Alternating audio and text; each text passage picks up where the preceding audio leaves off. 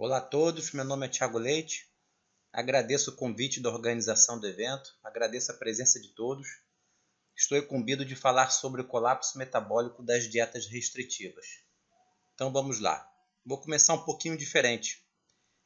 Começar dessa forma. Todos iremos, infelizmente, partir um dia. Todos nós iremos, infelizmente, morrer um dia. Entretanto, ninguém quer acelerar o encontro com essa moça aí do lado. Então, como adiá-los? Como adiar esse encontro? Podemos adiar esse encontro se conhecermos um pouco mais sobre do que os seres humanos morrem. Segundo essa publicação de 2019, dessa prestigiada revista Lancet, o ser humano ele vem morrendo de, número 1, doenças cardíacas, número 2, diversos tipos de câncer, número 3, complicações metabólicas crônicas decorrentes do diabetes mellitus tipo 2. Então essas são as 3 top causas de morte dos seres humanos atualmente. Doenças cardíacas em primeiro lugar, câncer nas suas diversas formas em segundo lugar e as complicações crônicas do diabetes mellitus tipo 2 em terceiro lugar.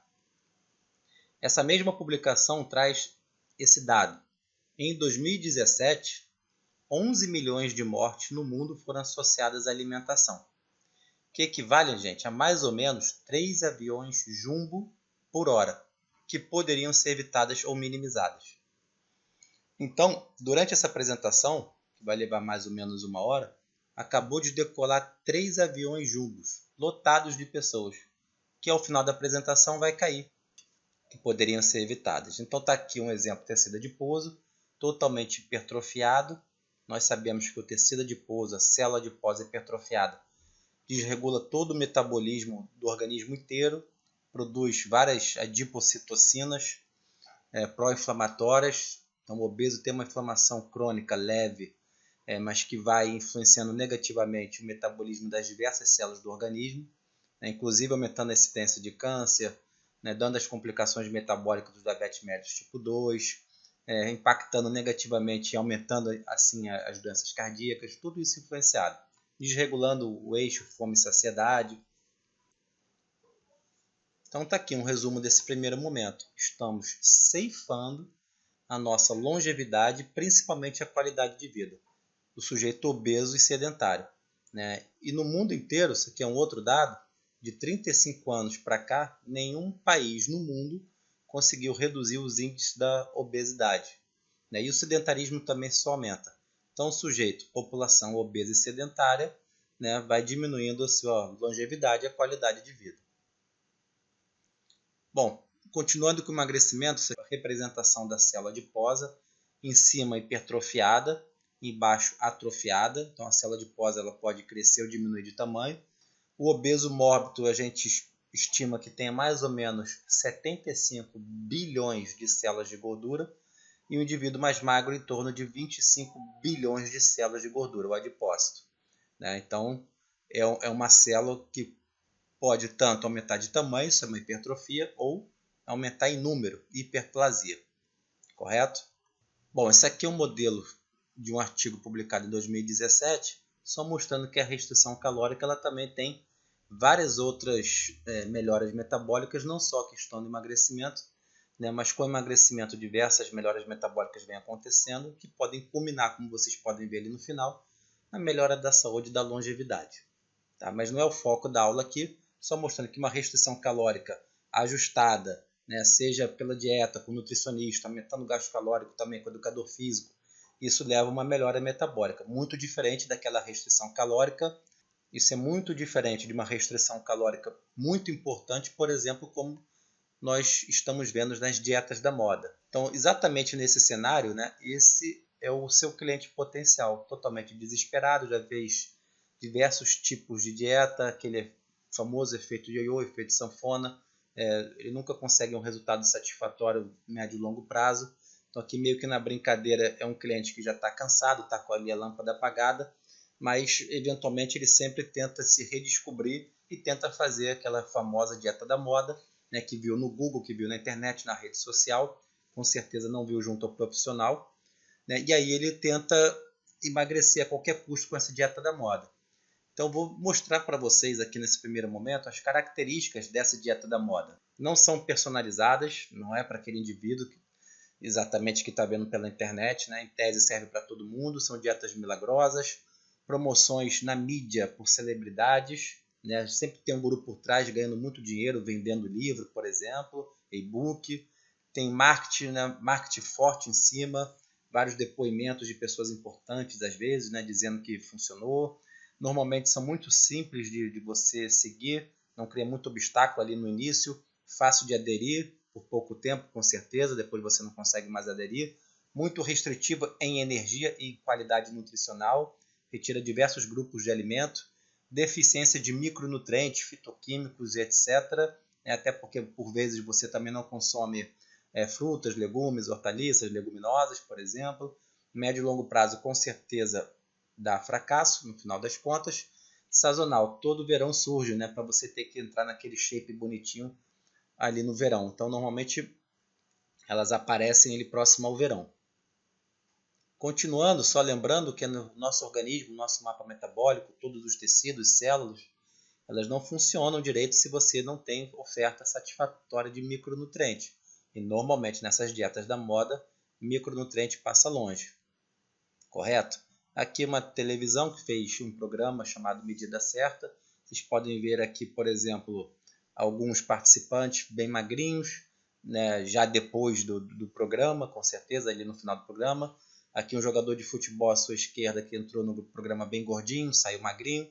Mas se vocês forem acompanhar depois do programa, semanas, meses, todos voltaram a ganhar muito peso. A característica do programa é fazer muito exercício e restringir muito essa alimentação. Então acaba dando certo no primeiro momento, mas a qual custo, né? Qual o custo metabólico, inclusive, no segundo momento? O famoso efeito ioiô. Então é como se fosse um Titanic, né? Então essa aqui é a versão brasileira, né, dessa medida certa, você perdendo peso no primeiro momento, depois recuperando até mais do que perdeu no segundo momento, tá? E aqui meio que nessa apresentação eu vou tentar ser o salva-vidas, né? Mostrar algumas possibilidades para a gente salvar essa pessoa desse ciclo, né, que não tem fim, que é a dieta da moda. Primeiramente eu vou mostrar qual é o impacto da restrição energética importante, ou seja, uma restrição energética muito significativa no nosso organismo, em dois grandes modelos. O primeiro que eu estou mostrando seria no gasto energético diário. Ou seja, qual é o impacto de uma restrição energética importante no gasto energético diário do sujeito? Vamos observar. Então, aqui nesse slide eu estou demonstrando o gasto energético diário do sujeito. O GET é o gasto energético total do dia, que pode ser subdividido em três grandes fatores. TMR, que é a taxa metabólica de repouso ou basal, que representa em torno de 60% a 70% do todo o gasto energético diário de um indivíduo padrão, né? Não é aquele atleta que gasta muita energia, por exemplo, um triatleta, um ultramaratonista, indivíduo padrão do nosso dia a dia, né? Então ele gasta em torno de 60% a 70% do gasto energético diário dele para manter as funções vitais. Mais o efeito térmico do alimento, que está representado pelo ETA, que representa mais ou menos 10% do gasto energético total diário, e o exercício, que é a porção mais variável dessa equação, representando para aquele indivíduo padrão em torno de 20% a 30% do gasto energético total diário. Tá? Então vamos observar qual é o impacto de uma restrição energética, por exemplo, de uma dieta da moda, nesses fatores aqui. Tá? Então vou começar pela taxa metabólica de repouso. A gente sabe que a taxa metabólica de repouso vai diminuir, vai ter uma queda, com certeza. O principal fator, gente, dessa queda da taxa metabólica de repouso é o quão significativo foi a queda da massa corporal total. Então, o indivíduo que perdeu 10% da massa corporal é uma coisa, o outro que perdeu 20% ou 30% é uma outra situação. Então, existe uma relação direta. Quanto maior a massa corporal total você perdeu durante essa restrição energética, maior será a queda no seu metabolismo, correto? E aqui, circundando isso, tem alguns fatores. Por exemplo, os hormônios da tireoide, com certeza diminuem, o T3, o T4. O hormônio da leptina, produzido ali pelo seu adipócito, também vem diminuindo. Isso tem um impacto, inclusive, no sistema nervoso simpático, que está representado ali em cima à sua esquerda, né, que também diminui em algum grau, em algum momento, dependendo dessa restrição energética. Tudo isso pode justificar a queda da TMB, Mas como eu já disse, só frisando, o fator mais importante para a queda na TMB é a magnitude da perda da massa corporal total durante o processo. Aqui à sua direita abaixo, mostrando que alguns moduladores positivos, ou seja, para incrementar o metabolismo basal. Se expor ao frio, fazer exercício e da alimentação da dieta, dos macronutrientes, a proteína tem um efeito térmico maior. Ou seja, para você digerir, absorver e o metabolismo pós-absorção da proteína, gasta um pouco mais de energia quando comparado a esses mesmos procedimentos do carboidrato e do lipídio.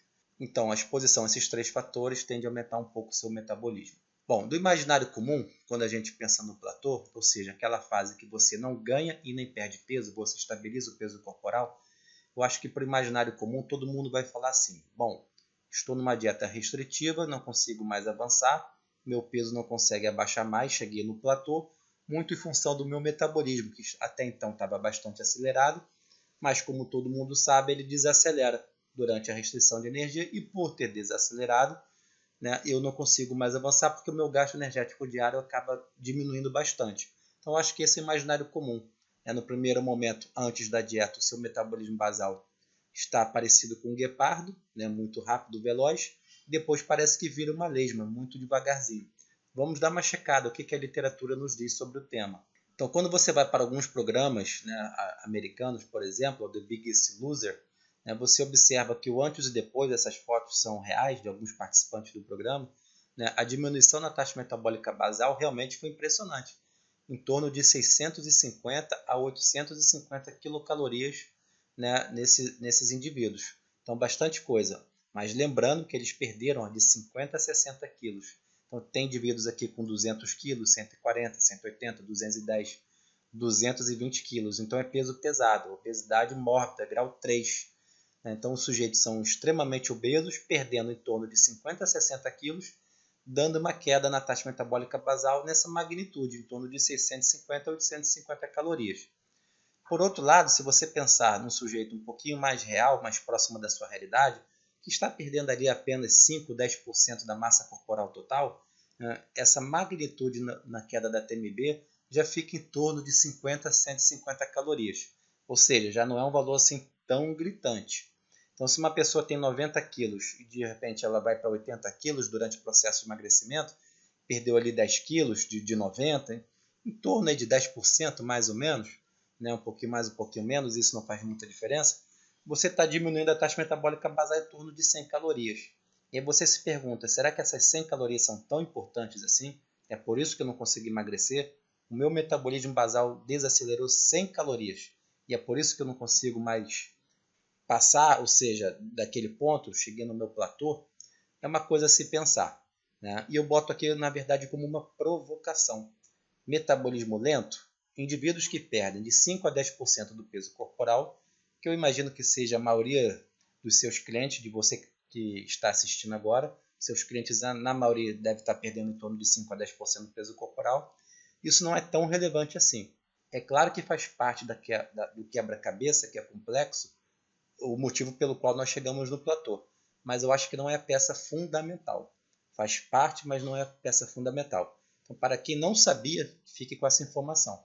O metabolismo desacelera em torno de 50 a 150 calorias. Se você for querer pensar em um único número, pensa em torno de 100 calorias. Não é tanto assim. Existe, mas não é tanto assim. E a massa magra, professor? E a massa magra, como que fica durante o processo de emagrecimento?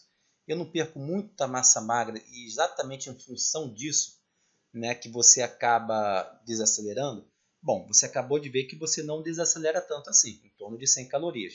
Né? E a grande literatura mostra para a gente, mais ou menos, tá, gente? O indivíduo que é sedentário, não está treinando, enfim, não está fazendo treinamento contra resistência, musculação, treino de força para reter massa magra durante o processo de emagrecimento, mais ou menos de cada 1 quilo que você vem perdendo, 80% é massa gorda e 20% é massa magra.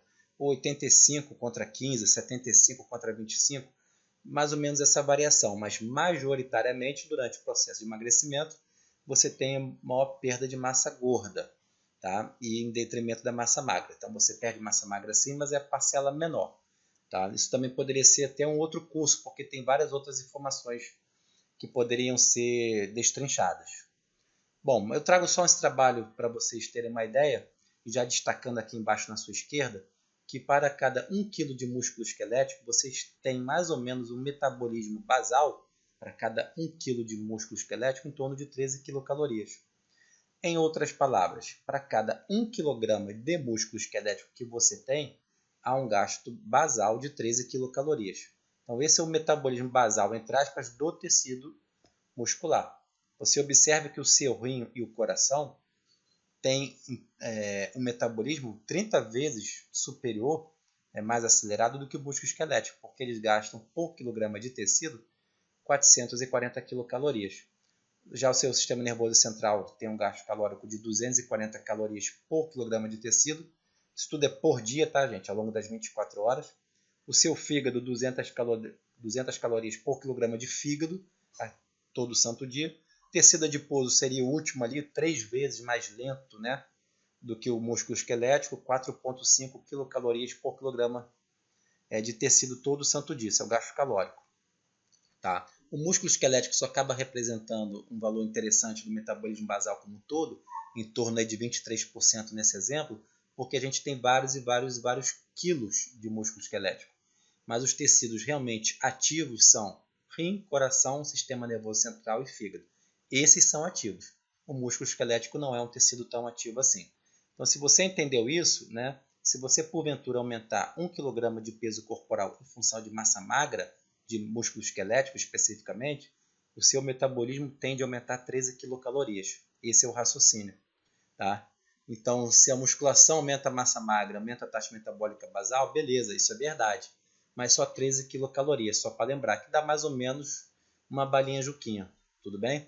E lembrando também que durante o processo de emagrecimento, principalmente aquele sujeito obeso que está perdendo muitos e muitos quilos, muito provavelmente massa magra ele não vai conseguir fazer. Ele pode até frear e ter um pouco a massa magra, treinando musculação, aumentando um pouquinho a proteína na alimentação, mas em algum grau massa magra ele acaba perdendo. Então dificilmente você pensar que o metabolismo basal de um sujeito desse obeso que vem perdendo peso vai aumentar.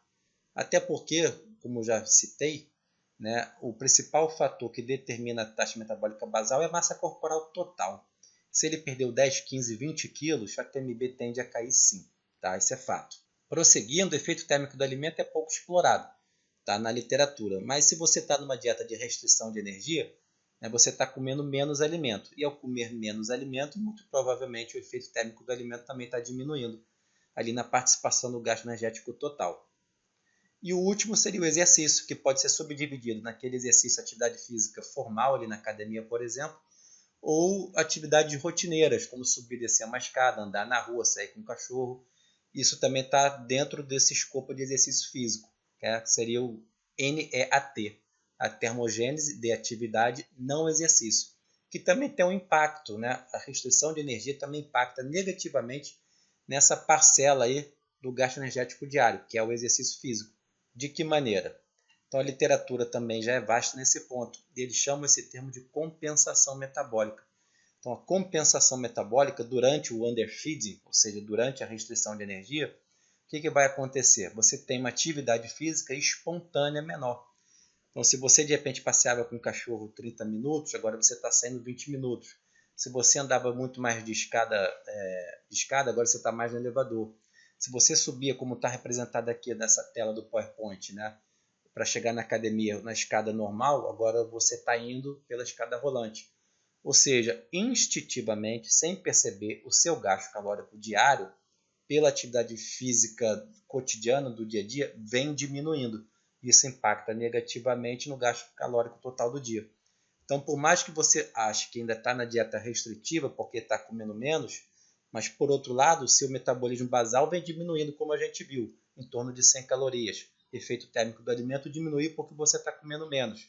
E a sua atividade física espontânea você também diminui espontaneamente. Então, todo o gasto calórico vem diminuindo também, que poderia estar contribuindo para chegar no efeito platô. Por mais que você coma menos, você também está gastando menos. E o exercício físico formal que você faz, aula de spinning, uma corrida, jogar futebol, vôlei, enfim, aparentemente, também como está descrito na literatura, o seu corpo, em restrição de energia, faz esse exercício com mais eficiência. Ou seja, para a mesma atividade tem um gasto calórico menor, também contribuindo negativamente para o processo de emagrecimento, porém entendendo, né, dentro de uma perspectiva biológica, contribuindo para a sua sobrevivência. Então o corpo está entendendo que, por exemplo, o Thiago, né, eu estou comendo menos e estou gastando mais para tentar me manter viável enquanto organismo, ele também acaba me desacelerando e me tornando um organismo mais eficiente para fazer os exercícios. Seria mais ou menos essa a ideia. Bom, então dietas restritivas e o colapso metabólico, né? Então você fecha a boca, dieta muito restritiva, no primeiro momento tem sucesso, perde peso, mas vai chegar no platô, tem a fase do reganho de peso, que às vezes até passa realmente do peso original que você tinha. Então a gente tem que discutir por que chega no platô e por que depois tem o colapso metabólico e a gente chega nesse efeito ioiô. Tá? Então, um segundo pacote de informação que eu tenho que mostrar para vocês, né, além do impacto no gasto energético diário, em função da restrição energética, é o impacto no sistema nervoso central, tá? Representado ali em cima. Então, o sistema nervoso central ele teria dois impactos assim básicos, primordiais, que eu vou tentar explorar. O primeiro deles é a questão da fome, com certeza. Quanto mais privado você está de energia, a fome em algum momento vai chegar. Eu já vou falar um pouquinho mais dela, né? Porque eu vou falar agora na sequência o outro fator, né, que está envolvido no sistema nervoso central frente a essa dieta da moda, que seria exatamente esses parâmetros aqui. Então comece lá em cima, a dieta muito restritiva vai gerar ansiedade e estresse no sujeito, a pessoa não consegue parar de pensar em comida, em alimento, porque a fome está chegando, né? Em algum momento acaba tendo episódio de compulsão, porque ela só está ingerindo 500 a 600 calorias, seria mais ou menos isso no pacote de uma dieta da moda, às vezes jejum 24 horas e por vezes fazendo exercício junto, quer dizer, uma situação complexa, né? Então tem ansiedade, tem estresse e aí tem o episódio de compulsão. Come, come, come, come, tem um alívio, tem um prazer momentâneo daquele momento esperado, mas na sequência vem aquela culpa e vai ter um comportamento compensatório. Compensatório em qual sentido? Vai voltar a fazer uma dieta restritiva. Então ele vai pensar assim, pô, já fiz aquela dieta restritiva, deu certo nos primeiros meses, 2, 3 meses, e eu que tive a culpa, porque eu reganhei o peso, o efeito ioiô, por minha culpa que não consegui segurar aquela dieta. Seria mais ou menos isso. Então ele volta a fazer e fica nesse feedback aí. Tá? Lembrar que a dieta restritiva também vai gerar depressão, irritabilidade, letargia, cansaço, insônia. Não arruma as cognições e emoções relacionadas ao alimento. Né? Então fica tudo assim meio que bagunçado e o indivíduo acaba sucumbindo. Aqui dentro do sistema nervoso central, esses modelozinhos que estão girando, está representando a glicose, tá? Esqueci de falar. Está representando a molécula de glicose. E aí só tem duas, porque está chegando pouca glicose no sistema nervoso central, já que você está com uma restrição de energia muito importante. Em geral, corta-se muito carboidrato também. Faz até dieta cetogênica. Então está chegando pouco carboidrato, isso está sendo representado por essas moléculas de glicose que estão girando. Bom, mas continuando, eu falei a questão da fome. Aqui está sendo representado, por exemplo, o seu tecido adiposo, e aqui são os hormônios leptina. Então, durante o processo de restrição de energia, a leptina, que é um hormônio que induz saciedade, ela vem diminuindo. Então, aquele tecido adiposo que estava bem hipertrofiado produzia muita leptina. Agora que ele está atrofiando, a produção de leptina vem diminuindo. Isso pode ter diversas repercussões metabólicas. Para essa apresentação, as clássicas seriam diminuição do metabolismo basal, a TMB, como está representado pelo aquele foguinho ali na esquerda embaixo. Então a leptina também consegue aumentar o metabolismo. Como ela vem diminuindo durante a dieta da moda, o metabolismo também desacelera em parte pela hipoleptinemia. Né? E a questão da saciedade lá no seu hipotálamo também vem diminuindo, porque a leptina induz saciedade. E ela vem diminuindo, então você vai ficando com fome. Mas não é só a leptina que está por trás desse eixo fome e saciedade. Então, como está representado aqui, outros hormônios envolvidos. A insulina e o GLP-1 também. Aqui na sua direita, né, seria uma montanha russa caindo para baixo.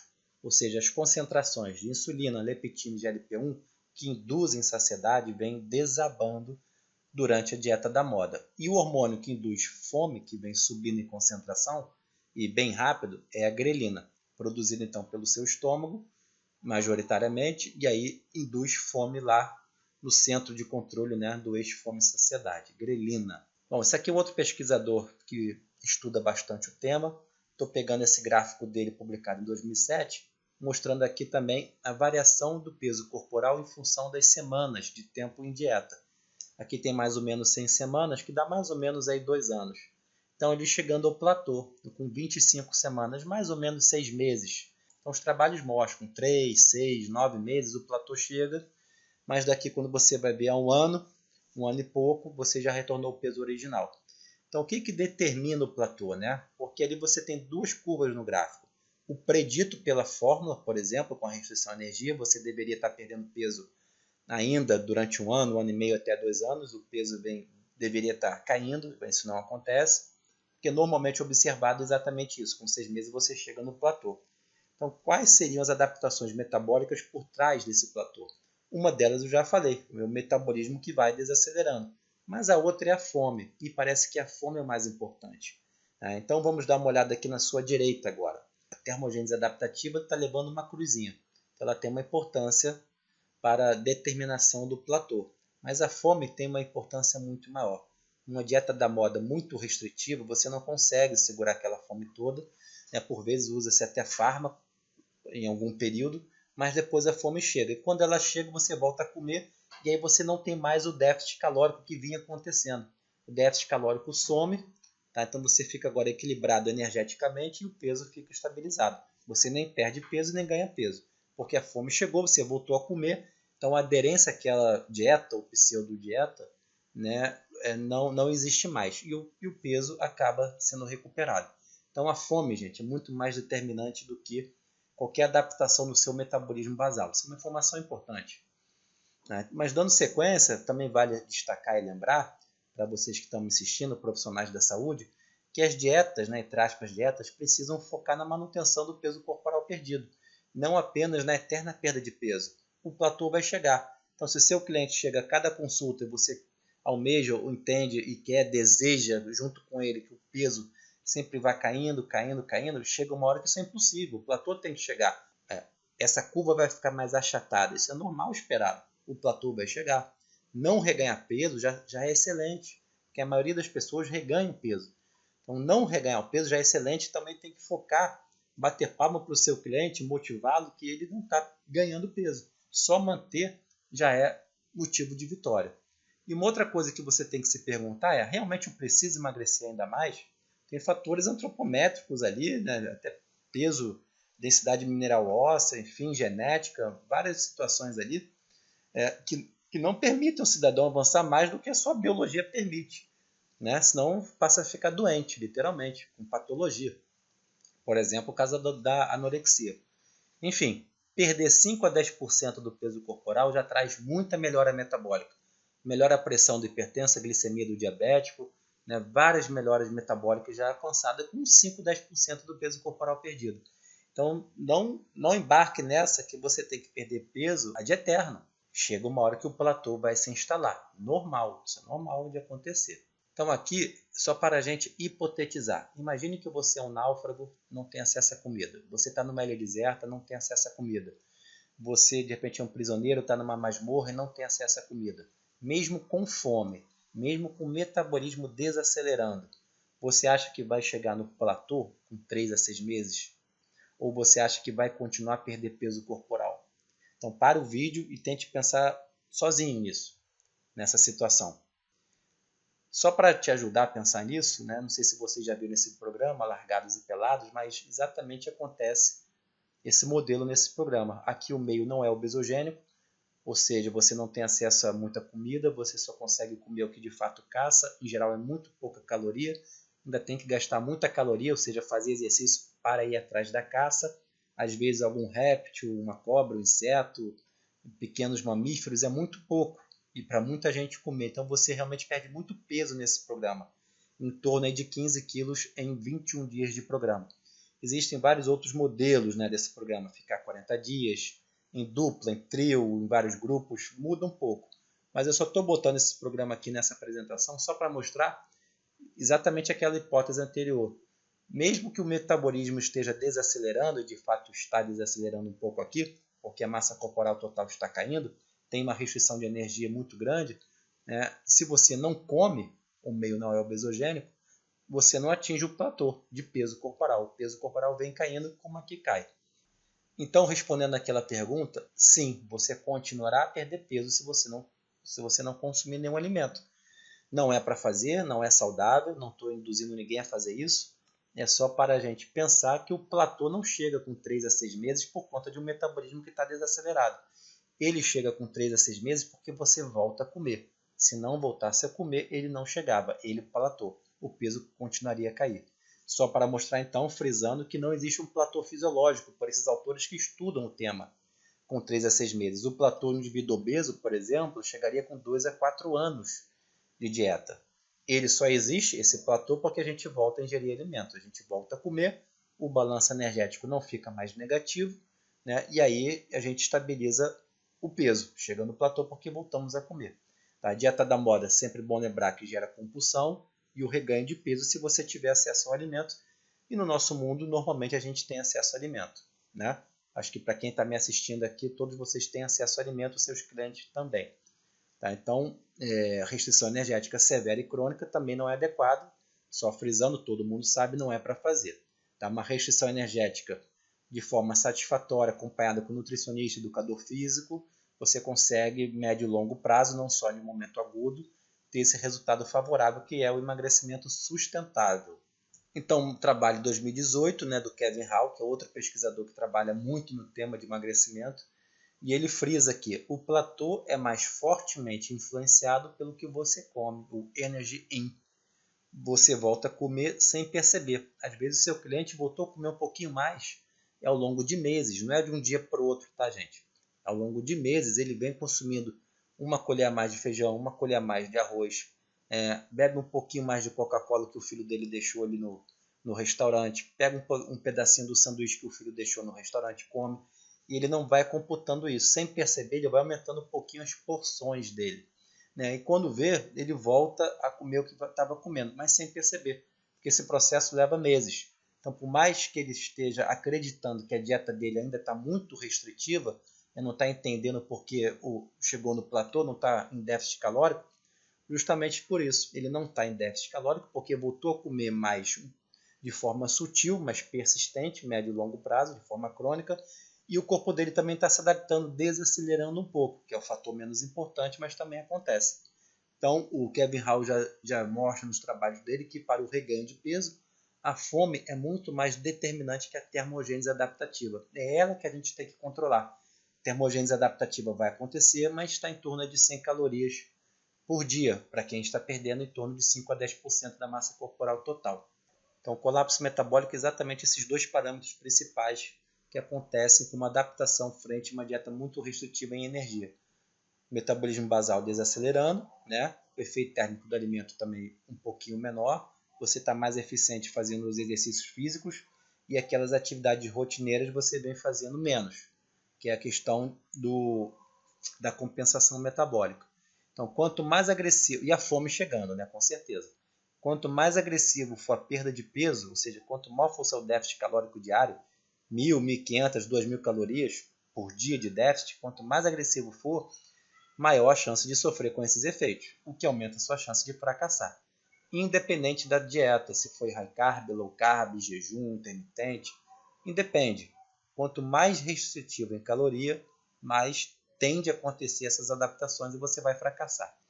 Nosso organismo aceita, né, muito mais facilmente ganhar peso, mas geralmente não se adapta ou não aceita perder peso, porque perder peso para ele é como se fosse um sinal de alerta. Ou seja, o Tiago, eu estou comendo muito pouco, né, e tentando gastar mais. Ele está interpretando aquilo ali como um sinal de alerta porque é perigo.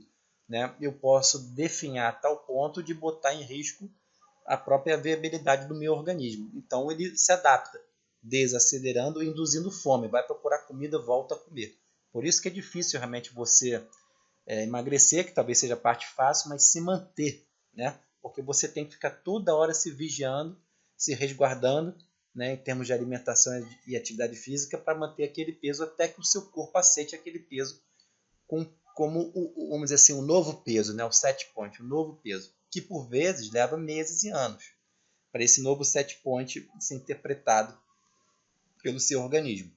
Então, o reganho de peso é uma adaptação biológica persistente, redundante e potente. É difícil de combater. Mas como eu havia dito ali, o nosso corpo aceita muito mais facilmente ganhar peso. Se você sair de férias 2 semanas, você ganha 3, 4, 5 quilos fácil. E o seu corpo aceita ganhar 3, 4, 5 quilos fácil. Ele não vai ter tantas adaptações metabólicas para tentar fazer que você volte, né, a perder aqueles 5 quilos. Ele não está nem aí para isso. Ele vai deixar você ganhar os 5 quilos e está tranquilo. Agora, perder os 5 que ele vai brigar. Porque, de novo, é um sinal de alerta, sobrevivência. Né? A nossa espécie, ao longo da nossa evolução, a gente sempre teve que correr atrás de alimento. Então, ele nunca foi tão abundante. Então, por isso que agora, na oferta e fazendo um pouco de exercício, a gente acaba engordando. Porque a gente não tem tanta adaptação dentro da evolução para combater o excesso de comida. Porque esse nunca foi o problema. O problema sempre foi a escassez de comida. Então, dando continuidade, esse aqui é um resumo do que eu abordei até o momento. Mais uma vez, o pesquisador Kevin Hall está sendo citado. Então, você vê aqui uma restrição energética contínua, né, em torno de 500 calorias por dia, nesse exemplo. E aí, ao longo dos meses, tem até 12 meses ali, um ano. Primeiro momento, você pode observar uma seta em azul, que seria, segundo o Kevin Hall, o modelo estático do emagrecimento, que seria impossível, que a perda de peso ad eterno ao longo do ano. Isso provavelmente não vai acontecer. E o que deve acontecer é o modelo dinâmico de emagrecimento, como ele próprio fala, que seria o modelo mais próximo do real, uma pessoa do nosso dia a dia, que é essa seta, esse gráfico em vermelho, onde você tem o primeiro momento ali perdendo peso, a pessoa até está motivada, né, está fazendo exercício, deu uma regrada ali na alimentação, na dieta, e aí começa a perder peso, de a pouco vai estabilizando esse peso e quando vê o peso começa a voltar de novo porque teve o superávit energético. Voltou a comer mais e o corpo ainda está desacelerado. E essa faixa do reganho de peso, seria o efeito sanfona, ioiô, está muito em função dessas adaptações biológicas frente à restrição de energia. Eu acabei de citar, o teu corpo está desacelerado e você volta a comer, e o voltar a comer, a fome é mais importante. Tá? Então esse é o contexto onde o paciente está inserido, o meio obesogênico com oferta de comida. Então isso é o que não se deve fazer, que é a dieta da moda. O modelo dieta da moda aborda apenas restrição, restrição, restrição. Coma menos, coma menos, coma menos. Isso é insustentável. É um ciclo sem fim. Restrição que gera compulsão, que gera culpa no cidadão, né? E aí ele volta a fazer a dieta restritiva de novo, porque ele acabou de ter a compulsão, comeu muito, sentiu-se culpa e volta para a dieta. Isso fica então no ciclo vicioso. Ele encara o alimento como inimigo, que é uma coisa assim surreal de pensar. O alimento não é o seu inimigo, ele tem que ser seu amigo durante esse processo de emagrecimento. Muito terrorismo nutricional nas redes sociais. O objetivo da dieta da moda, como eu falei, é sempre diminuir as porções do prato, fica insustentável, comer menos a cada refeição. Comportamento alimentar e de vida não altera, ele não altera nada o modo como ele lida com o alimento, as cognições com o alimento. Né? O alimento é sempre visto como vilão. Ingere muito ultraprocessado, né? Por exemplo, fast food, que também não vai auxiliar em nada no processo, são hiperpalatáveis, baratos, né? Dá vontade de sempre comer mais, principalmente para quem gosta, mas a indústria faz isso com muito sal, sódio, açúcar, para induzir mais um gosto mais saboroso, para você sempre estar querendo mais. Né? Hiperpalatável, barato, ricos em sódio, sal e açúcar, como eu já citei, densamente energético, muita caloria para pouco volume, não induzindo saciedade, justamente para você voltar a comer mais. Entre 3 a 6 meses dá algum grau de resultado essa dieta da moda, você está motivado, segura a onda mesmo com a fome, mas depois fica impossível sustentar. Né? A fome chega, fica insustentável, você volta a comer, questão da compulsão, efeito sanfona. Então isso que você não deve fazer são as características da dieta da moda. Tá? Que está aqui representado novamente. Né? À sua esquerda lá em cima o número 1, você come pela metade, ali refrigerante, fast food, né? Batata frita, cachorro quente, enfim, bolo, chocolate. Você come pela metade o que vinha comendo, segura a onda, fecha a boca. Gera um déficit energético nos primeiros meses e aí você emagrece. Já no número 2, então você chega ali no platô, com 3 a 6 meses de platô, e a fome já está batendo. A grelina começa a subir em concentração, né? E aí você, no terceiro momento agora, indo já para o bonequinho 3 ali na sua esquerda embaixo, você volta a comer compulsão, então você já está voltando a comer todos aqueles ultraprocessados em quantidades bem elevadas, induzindo ao superávit energético na balança, né? E você começa a ganhar peso na balança novamente. Isso vai acontecer E aí quando você vê daqui a 9, 12 meses do início da dieta, você volta a ganhar aquele peso todo, tem a culpa e volta a fazer a dieta restritiva. Então esse é um ciclo vicioso. A gente tem que tentar quebrar esse ciclo vicioso.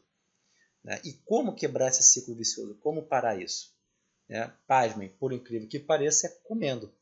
Né? Então até provoquei ali, comer para emagrecer. Quando mais é menos. Comer mais para emagrecer mais. Quando mais é menos. Comer mais, mas menos caloria. Porque assim, se você me perguntar, como está ali no slide, olha lá. Como emagrecer sem gerar déficit energético? Thiago, na minha concepção é impossível. E olha que essa conta não é perfeita. Você não consegue fazer isso no consultório com uma precisão de 100%. Né? Nossa metodologia, nossas ferramentas de nutricionista tem um erro. Né? Tanto para você calcular o quanto o cidadão gasta ao longo do dia e também quanto ele está consumindo ao longo do dia. Então, sua balança energética calculada no consultório tem um erro.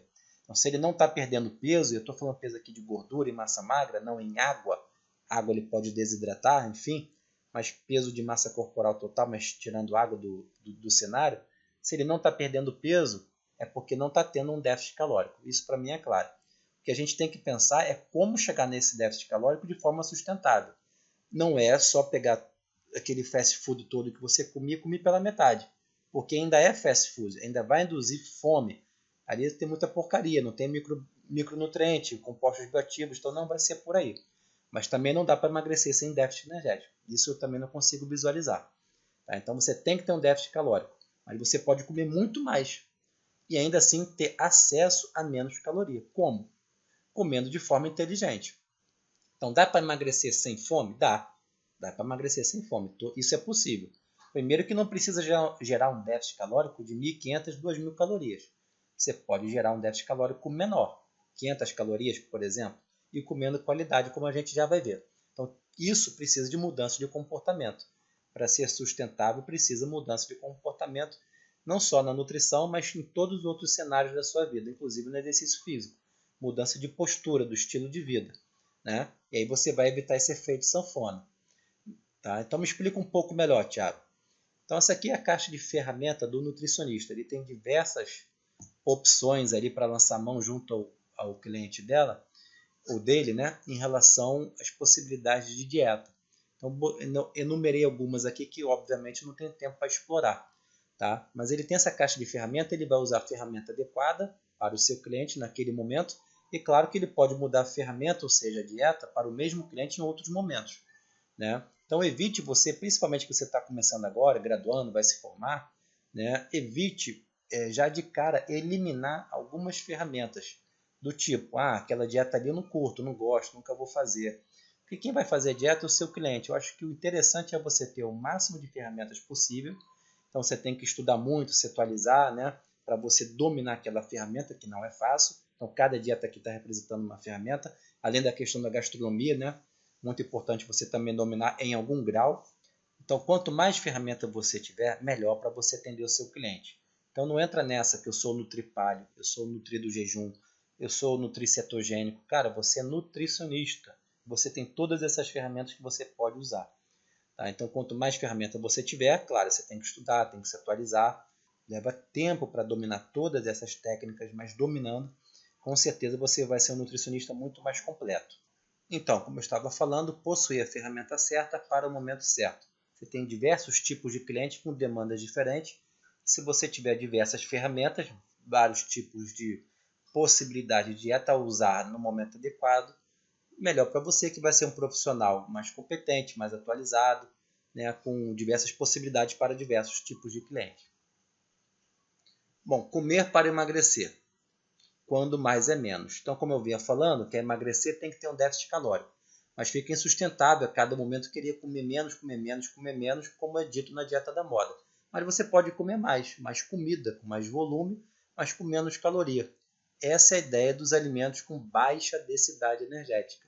Baixa densidade energética.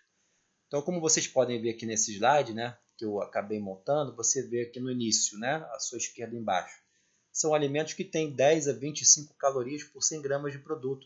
A salada verde, alface, agrião, acero, chicória, couve. Ali você já tem 20 a 40 quilocalorias por 100 gramas. Alguns outros vegetais que não têm muito amido, não são ricos em amido. berinjela, abóbora, cogumelo, cebola, beterraba. E aí você vai subindo as frutas, dependendo da fruta com certeza tem um pouco mais de caloria. Até numerei ali a jaca, coco, abacate tem um pouco mais, mas a maioria das frutas tem uma quantidade de caloria por 100 gramas do produto menor, sopas em geral também. Então, lá no outro extremo, você tem alimentos com uma densidade energética mais elevada. Esses você deve evitar durante o processo de emagrecimento, porque, em geral, não vai dar muita saciedade e tem muita caloria para pouco volume. Então, você tem ali as oleaginosas, apesar de serem produtos naturais, muito bom para a saúde, não dá para ficar comendo o dia inteiro. Tá? Os óleos, alguns queijos, laticínios, fast food. Então, a ideia da densidade energética é muito válida para quem quer priorizar o emagrecimento. Então, quanto mais salada verde, fruta, né, sopa, até as carnes dá para comer, você pode observar que não tem uma densidade energética tão elevada assim, você priorizar isso, bastante água, né, você acaba tendo um volume grande, rico em fibra, rico em água, que induz saciedade, né, e aí você consegue se manter naquela dieta. Porque a dieta que você consegue se manter com déficit calórico tem que ser um déficit calórico pequeno, mas que te induz a saciedade, uma dieta que induz saciedade. Né? Então você tem aqui alguns alimentos riquíssimos em água, mais de 90% da constituição desses alimentos é água. Então melão, melancia, frutas vermelhas em geral. Então tem uma densidade energética baixa, mas tem uma densidade nutricional bastante elevada.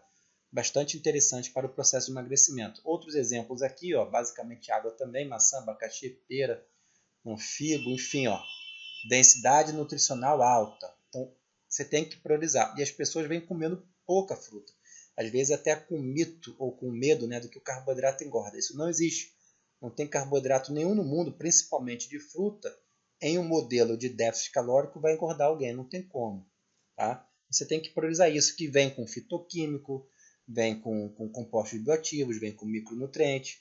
Então não dá para ficar só priorizando também a fala do nutricionista só nos macronutrientes. Você come a comida, você não come glicose, você não come ácido graxo nem proteína. Você come comida que é um pacotinho de energia, com certeza, mas também de macro e micronutrientes. Esses macro e micronutrientes modulam o seu mapa metabólico, inclusive o eixo fome e saciedade. Né? E a questão aqui da saciedade numa dieta restritiva é fundamental. Esse tipo de alimento com certeza dá uma saciedade maior, por ser rico em água e ter baixa caloria. Né? Então, uma outra publicação aqui mostrando exatamente isso. Proteínas em geral dão saciedade, mas a fibra também vai dar saciedade. A fibra pode ser fermentada no seu trato gastrointestinal, formando ácido graxo cadeia curta, que tem várias implicações metabólicas benéficas, dentre elas induz saciedade. Tá? Então, a gente tem que ingerir sim, fruta, leguminosa, sempre tem que ter no prato ao longo do nosso dia. Né? Por vezes, um modelo que vem sendo muito falado atualmente é o Whole Plant Food Diet, né, que pode ser vegetariano ou não, mas pode ter carnes eventuais, mas uma proposta, né, de consumo de produtos minimamente processados, os ultraprocessados em geral que estão fora. Então, uma ótima estilo, né, estilo de alimentação, porque você está comendo comida de verdade, rico em micronutrientes, bioativo, que dá essa saciedade, fibra, a microbiota agradece, então assim, tudo de bom. Né? Então, é um modelo que com certeza se consegue emagrecer se você conseguir fazer esse Whole Plant Food Diet. Mas tem que ter o déficit calórico. Mas a tendência é que o déficit calórico venha, né, por conta que essa dieta pode estar induzindo saciedade quando for muito bem planejada pelo seu nutricionista.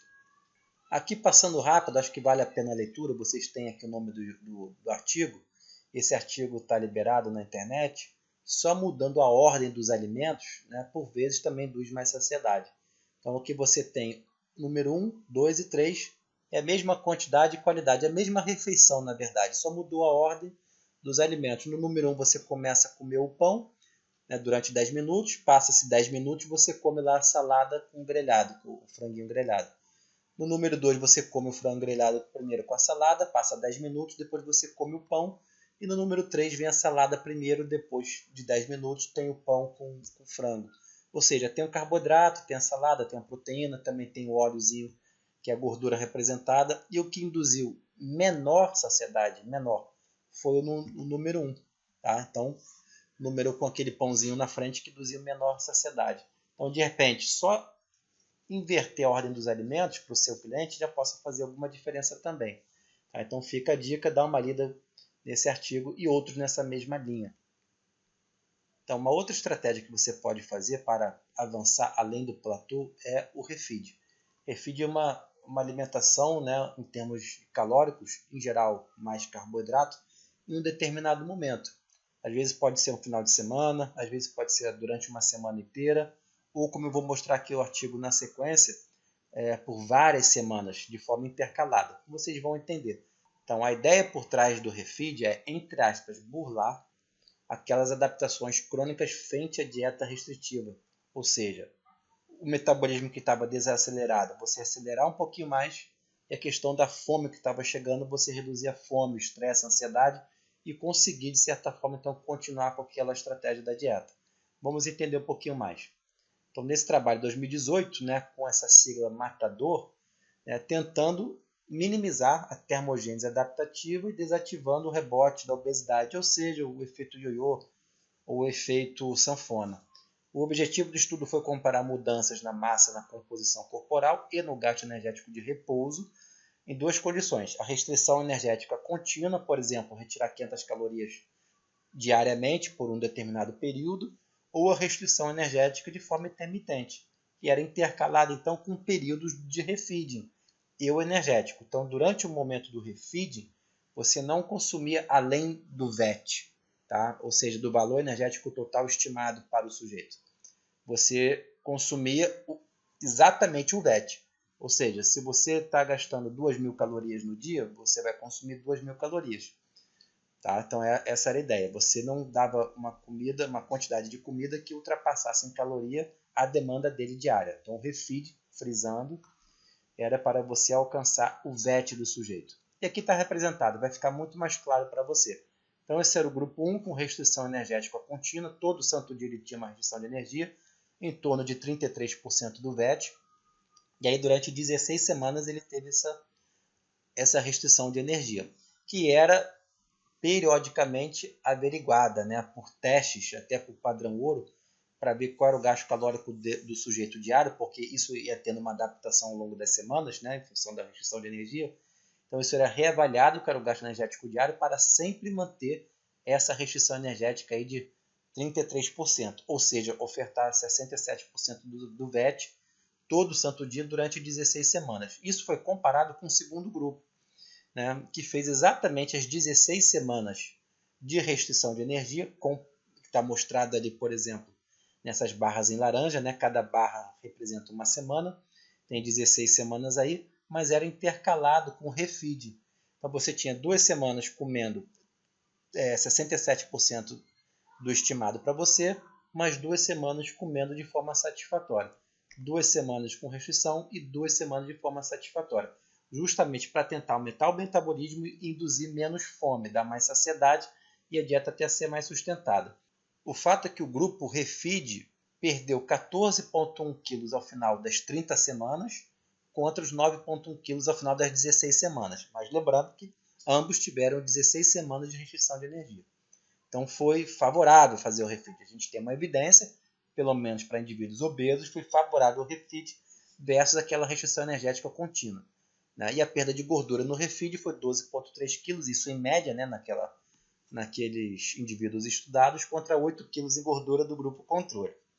Foi superior justamente por não diminuir tanto o metabolismo basal. Essa foi uma das justificativas dos autores. Tá? Então houve um ciclo de carboidrato, mas não foi o ciclo de carboidrato de um dia e nem de um final de semana. Foi de 2 semanas comendo pouco, 2 semanas comendo normal. Mas, Thiago, como realmente muito pouco, eu não estou emagrecendo.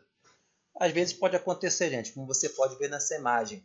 Está comendo pouco, mas é um bolo de chocolate, um pedaço de bolo de chocolate que tem muita caloria. Está comendo pouco volume, mas não em termos calóricos. Densidade energética aqui é grande e a densidade nutricional é baixa. Por outro lado, como você pode observar no seu lado direito, um prato ali cheio de fruta, que vai dar muito mais saciedade, tem muito mais fibra, fitoquímico, compostos bioativos, cheio de água na composição desses alimentos, que induz saciedade. Então você naturalmente vai comer pouco ali, porque te dá mais saciedade, vai gerar um déficit calórico, e você vai continuar emagrecendo. Tá? E aí, com essa densidade nutricional que vai favorecer muito todo o funcionamento do seu organismo. Então essa é a diferença que a gente tem que entender. Você consegue emagrecer comendo de uma forma melhor, mas tem que gerar o déficit calórico. Então não adianta me dizer que está comendo pouco, mas está comendo pouco volume, que não vai te dar saciedade nenhuma porque está comendo um alimento ultraprocessado. Você tem que mudar o seu comportamento alimentar. Existem estratégias para isso, com certeza. Esse aqui é um slide para mostrar que a obesidade, a etiologia da obesidade, né? Por que o indivíduo fica obeso, que não fica obeso de um dia para o outro. É complexa, começa desde a vida intrauterina, né? As condições da gestação, onde ele estava inserido ali no útero da mãe, enfim, passando por medicamento, privação de sono, genética, exercício, microbiota, até alguns vírus parece que estão associados à obesidade, aumentando, por exemplo, a expressão de enzimas lipogênicas, crononutrição, ou seja, a obesidade é multifatorial, é complexo. Então, resolver esse problema também é complexo. Não é simples. Tem que ter o balanço energético negativo, mas, de novo, como chegar nesse balanço energético negativo vai ser uma estratégia individual para cada um dos seus clientes. Então, esse é o ponto. O indivíduo obeso ele tem que mudar o estilo de vida dele, que envolve a nutrição, mas tem outros aspectos. Envolve exercício físico regular, manejo do estresse, qualidade do sono, saúde mental, as relações sociais, né? Já que o ser humano vive em comunidade, em sociedade. Essa é a abordagem mais atual, mais contemporânea de um nutricionista moderno, que não fica ali na sua avaliação, na sua anamnese, focado único e exclusivamente na nutrição.